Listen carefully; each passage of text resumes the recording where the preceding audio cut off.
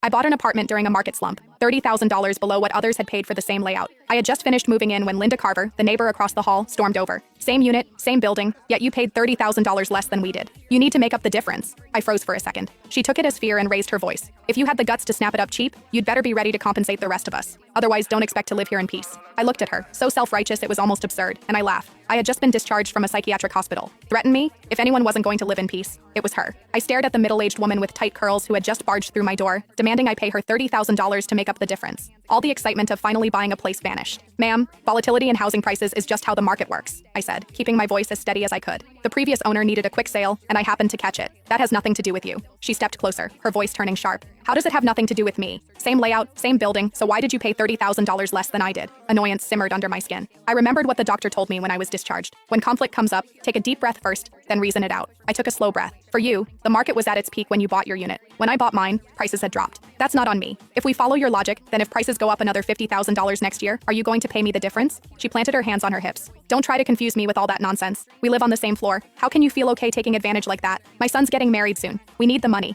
You bought it cheap, so you make up the difference. If you don't fix this, don't expect to live here in peace. I let out a short laugh, irritation bubbling over before I could respond. She suddenly lunged toward my luggage, reaching straight for my bag. Where's the money? Hand it over. $30,000 and not a cent less. A flash of anger shot through me. How could someone be this unreasonable? I was just about to pull out my phone and dial 911. The moment she saw what I was doing, she spun around and headed back to her unit. As she left, she tossed over her shoulder. If you don't pay up, we'll see how long you last here. I gave a cold laugh and ignored her, shutting the door behind me. That afternoon, I went downstairs to Harper's Corner store to pick up some essentials. Denise Harper, the owner in her 50s, scanned me up and down before asking, "You just moved in? 6th floor?" I nodded. She glanced outside, then lowered her voice. "Linda Carver from 601 just posted in the resident group chat saying you bought the place to run some kind of shady business." I froze. "What?" She sighed. "You got that apartment cheap. Their family can't accept it." She pulled up the chat and showed me. The messages were filthy. Linda Carver. At everyone. What do you reckon the woman who just moved into the 6th floor does for a living? I've lived for over 50 years. I know how to read people. What decent young woman lives alone in a place that expensive? You all know what that means. Now that you say it, yeah, that's suspicious. Where would such a young girl get that kind of money? Those kinds of gigs out there pay fast. Don't let her ruin the atmosphere of this place. Heard she's not bad looking? That makes it even more likely. Anyone got her contact? Just curious? Haha, not gonna do anything. Denise shook her head. They drove out the last person who lived in your unit the same way.